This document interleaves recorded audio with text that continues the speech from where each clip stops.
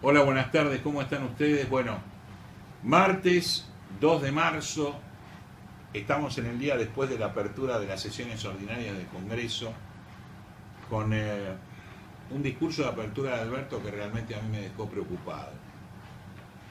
Alberto es su segundo discurso en cuanto a apertura de sesiones y su tercer discurso en el Congreso, porque el primer discurso fue el día que asumió que era el presidente de todos.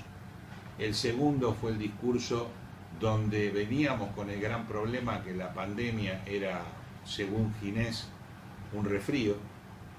Y después viene este discurso, donde indudablemente los que pensábamos en un presidente para todos nos dimos cuenta que es un presidente para algunos pocos.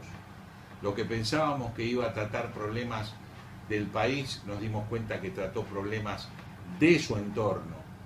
Y los que pensábamos que nos iba a decir cuál era el futuro, qué es lo que planteaba, qué íbamos a hacer de aquí en más, lo diluyó en una nada de ningún proyecto económico. La única opción era la obra pública y el congelamiento de tarifas que ya lo vivimos los argentinos. Porque lo que no tienen en cuenta estos muchachos es que los argentinos vivimos el primer gobierno de Néstor, el primer gobierno de Cristina, el segundo gobierno de Cristina, el primer gobierno de Macri y ahora estamos en el tercer gobierno de Cristina o en el primer gobierno de Alberto, todavía no sabemos qué jugamos. Dentro de todo eso lo que hizo Alberto fue agrietó aún más, agredió y por supuesto provocó a todo lo que le molestaba.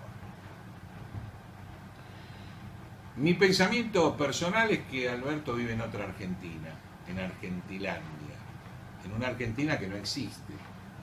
Y quisieran adaptarla en el relato K a lo que ellos entienden por republiqueta para ellos.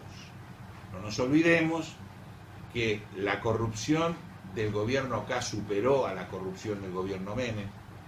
No nos olvidemos que Macri, con todos los diches y diretes que tenía que hacer, estamos con un problema con Macri también. No nos olvidemos que la Argentina, a pesar del vacuna gate, sigue preocupada por lo que está pasando fuera de la pandemia y fuera de la permanente la permanente coacción de libertades individuales que tenemos todos los argentinos, porque realmente las agresiones que ha hecho el presidente, sin mencionar el vacuna gay, diciendo que ya era suficiente el haber despedido a un ministro como Ginés, y se preocupó, igual que Cristina, por mover la justicia, a la cual agredió como tercer gobierno, como tercer pata del poder de la República, diciéndole de todo a los jueces. Por supuesto, tema aparte para nosotros mismos, es que la inflación no la tocamos mucho, porque indudablemente muchos presidentes decían que la manejaban de taco y no la manejó ninguno. Lo que tenemos que pensar los argentinos es que vivimos diciendo que el otro tuvo la culpa. Y yo les recuerdo siempre, porque es un recuerdo que tengo vívido y permanente. Cuando asumió el doctor Martínez de Oz, que sacaron despedida a Isabel del último gobierno peronista antes de Menem, sucesora de Juan Domingo Perón, que duró un poquito, dijo Martínez de Oz que estábamos al borde de la quiebra como país porque debíamos 7.000 millones de dólares. Ustedes se preguntarán, ¿y cómo llegamos? Bueno, si analizamos etapas, los 7.000 se transformaron en 25.000, hablo gobierno Alfonsín, o gobierno militar, los de Alfonsín, después se transformó en 68.000, y después seguimos así, porque después de Alfonsín vino Menem, que se vendieron las empresas por 30.000, igual debíamos una fortuna, y después vino De la Rúa. Con De la Rúa, obviamente, entre los 30.000 de Menem que se vendieron y desaparecieron, y el país que estaba prácticamente al borde del colapso con un 1-1 que era mentiroso y nos hacía creer que nosotros éramos igual que Estados Unidos, explotó la economía, se cuatriplicó el valor del dólar después de ese 2001 terrible, de ese diciembre, y volvimos a renacer gracias a un desequilibrio legal de todo tipo que hizo Duhalde con Remen Lenikov y Todesca. Para el que tiene mala memoria, ¿eh? Y a partir de ahí empezó una nueva Argentina con un problema que se iba solucionando con la disminución de gasto público por la devaluación, aunque un valor de los productos primarios que exportábamos muy alto, que al poner las retenciones niveló todos los déficits. Pero no resolvimos el problema. Lo podríamos haber resuelto, pero no lo resolvimos. Al poco tiempo, durante el gobierno de Néstor, nos lo fuimos comiendo. Y llegamos al primer gobierno de Cristina con problemas. Ya no estaban los superprecios de la soja, no estaban los superprecios de la economía o de lo que produce Argentina, que es el granero del mundo, y empezamos a caer. Y nosotros hoy estamos teniendo prácticamente un Producto Bruto que es similar al del 74. Fíjense dónde estamos. Y podemos ir más para atrás.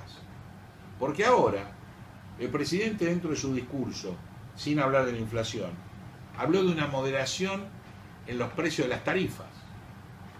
¿Ustedes recuerdan cómo terminó la moderación en los precios de las tarifas? Sin luz, sin gas y después pagando lo que venga. Por lo tanto, ese librito ya lo leímos. Por otro lado, después de ese discurso y después de tener una presidencia complicada, las apostillas son: el auto que llevó el presidente al Congreso debe más de 600.000 pesos en multas y es un auto de la flota presidencial. Te dirá, y bueno. No, y bueno no. Piense que en Francia, Sarkozy, presidente electo, por mover influencias, está condenado por mover influencias. Acá no movimos influencias. Acá sacamos vacuna a los pobres o a los viejos para tratar de defenderse ellos. Es mucho peor que mover influencias. Pero acá no pasa nada. El último gran golpe lo tenemos con Lázaro Báez, que tenemos que ver cómo termina. Le dieron 12 años de prisión más toda su familia. Y esto es un iceberg dentro de todo lo que hay. Porque estamos hablando del mayor terrateniente del país. Un muchacho que trabajaba como cajero de banco, no nos agrupamos. Tiene una habilidad que ni Bill Gates la tuvo. De 2003 a acá es el dueño del país. Imagínense, con 2 o 3 Lázaro Báez, Estados Unidos nos pediría por favor de que nos retiráramos del mundo. Por otro lado, después del discurso del presidente, que realmente fue agresivo, no aportó nada, hasta agredió a un diputado, diciendo por qué no habló los 4 años antes, toda la culpa la tiene Macri, error porque vienen de 12 años de gobierno también. Hubo cacerolazos, en distintos lugares del país, en distintos lugares de la capital. Por supuesto que los lugares de la capital sabemos que son emblemáticos, ¿no? Porque Recoleta es uno, porque la que estaba al lado asentía mientras la cámara tomaba y después ponía cada caripela que bueno, no estaba muy conforme, Cristina. De hecho no habló nada, ni del vacunagate, no habló nada de nada. Y cosa que es rara, porque tener callada a Cristina, acuérdense que hubo 232.000 cadenas nacionales, todos los días, hora y pico. Tenía más programa que Buenas tardes, mucho gusto. Entonces, ¿quién estuvo de acuerdo con el discurso del presidente? Y ahí nos vamos categorizando. Zaffaroni. ¿Qué podemos esperar? Zaffaroni, abogado, ex de la Corte Suprema, garantista. Estamos en la situación con los precios que estamos por Zaffaroni. Tenemos los jueces que tenemos que liberan como puerta giratoria por Zaffaroni. Sabemos que justicia legítima es zaffaroniana. Entonces, Zaffaroni está de acuerdo con el discurso del presidente. No me cabe duda, doctor Zaffaroni, que está de acuerdo. Como también estuvo de acuerdo que la madre de Plaza de Mayo no estuviera juzgada por las casas que no están, como también está de acuerdo que la muchacha de Jujuy es una presa política, a pesar de que hacía lo que quería con la provincia y con los fondos. A pesar de que también Vudú fue otro preso político que vive en un caserón infernal en Avellaneda, mientras rapiñaba un coche porque se separaba de su primer mujer. Estamos hablando de ratonaje, no estamos hablando de gente iluminada, indudablemente, porque esa gente iluminada estaba rodeada de Farina y Eláscar, ¿no? Estos muchachos, sobre todo Fariña, que se exponía como loco, porque llegamos a pensar que era hijo de Néstor. Miren la locura de este país, que ya estamos curados en desgracia. Nos falta la capa de alquitrán nada más, todo ya nos pasó. Y obviamente, ahora llegamos al Vacunagate y vemos que el Vacunagate de Ginés, en el cual están imputados 2 secretarios de Ginés, y el cual el fiscal Tayano citó a Beatriz Arlo, que dijo que a ella le habían ofrecido por abajo de la mesa, a ver quién se lo ofreció. Sabemos que esto, si lo generalizamos y lo hacemos rotativo en el país, hubo Vacunagate por todos lados. En municipios, en provincias, en gobernaciones, en todos lados hubo Vacunagate. Con lo cual, los políticos no son corruptos, son hijos de, y además son ineptos totales, porque no tienen ningún tipo de ética ni ningún tipo de moral. ¿Diremos que son todos? No. ¿Diremos que son la mayoría? Sí, sí, porque fijémonos que en los últimos 2 gobiernos están todos juzgados, los que se fueron, los que están y los que se fueron también. O sea, 2 gobiernos de los últimos 8 años están juzgados por corrupción, o por el aire, o por el viento, por el correo, por la guita del dinero cao, por la estancia, o por las bóvedas, o por las casas, o por los hoteles, o por todo lo que nos pueden justificar, o por los 5 millones en una caja de seguridad, dólares, por supuesto, porque acá plata, peso no junta nadie, ni siquiera el gobierno. Entonces, el argentino se está sintiendo un poco estafado, porque está repodrido de que lo estafen, está repodrido que le mientan, está repodrido que lo usen, está repodrido no tener futuro. Y más que para nosotros, que ya estamos a la vuelta del camino y bailando el último tango, hablo de los chicos. Somos el mayor país que exporta cerebros hacia afuera. Hablamos de cerebros, hablamos de artistas, hablamos de cantantes, hablamos de todo, ¿eh? Todo tipo que pueda servir afuera funciona, porque afuera es predecible, porque afuera tiene futuro, porque tiene un trabajo y accede a todo lo demás. Y en Argentina no accedes a nada. Tenés derecho al hambre, tenés derecho a la miseria, y te sumen en eso para usarte asquerosamente durante muchos años para ellos, que son nacionales y populares, o que son de recontraderecha, vivan muy bien mientras vos seguís mascando miseria y polenta. Así que yo creo que el argentino tiene que empezar a reaccionar. Ojo con lo que le van a ofrecer, porque ahora aparece toda la derecha, sin uniforme, pero es toda una derecha. Entonces tenemos los libertarios, los liberales, la UCD, el Club Unión y Fantasía, o sea, un montón de cosas van a aparecer.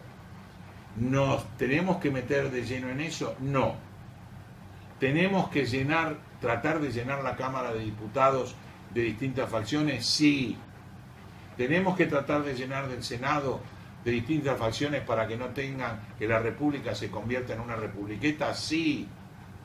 Dejémonos del poder absoluto de un gobierno, porque los poderes absolutos de todos los gobiernos nos llevaron acá.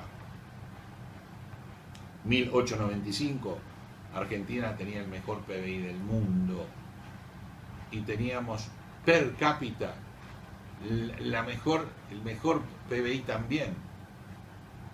Estamos hablando de 100 y pico de años después y somos un escrache. Así que les pido piensen qué vamos a hacer si las elecciones se dan. Piensen qué van a hacer y participen, porque en la medida que ustedes no participan y en la medida que no opinan, esto no funciona. Y ya sabemos los años que no funcionan. Así que los espero. Me voy con los tímpanos reventados del presidente, con bronca hacia todos, periodismo, hacia todos nosotros, hacia todos los diputados de la contra, hacia todos los que no piensen igual que ellos. Y vamos a tratar de estar charlando con algo nuevo. Usted me dirá, ¿nuevo? Sí, la UCD, ¿se acuerda? Yo me acuerdo de don Álvaro Alzogaray. Bueno, vamos a estar hablando con el hijo y con una referente de la UCD, un partido que en su momento absorbió y lo deglutió Carlos Saúl Menem, y hoy quiere volver, y me parece que tienen derecho a expresarse. Vamos a estar hablando con ellos el jueves, así que los espero a todos ustedes para seguir charlando de todo esto, que si ustedes no participan y no colaboran, el país sigue para atrás. Chau, chau, nos vemos.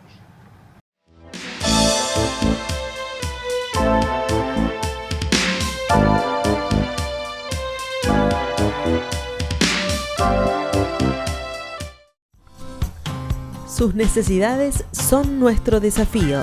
En Saca Bocados Protas buscamos constantemente conocer las necesidades del cliente para poder ofrecerle día a día un mejor servicio. Desde hace más de 50 años proveemos de manera eficiente al tan competitivo mercado gráfico latinoamericano. Contáctenos al 011 4488 0701, a nuestro mail info@sacabocados.com o visite nuestra página web www.sacabocados.com.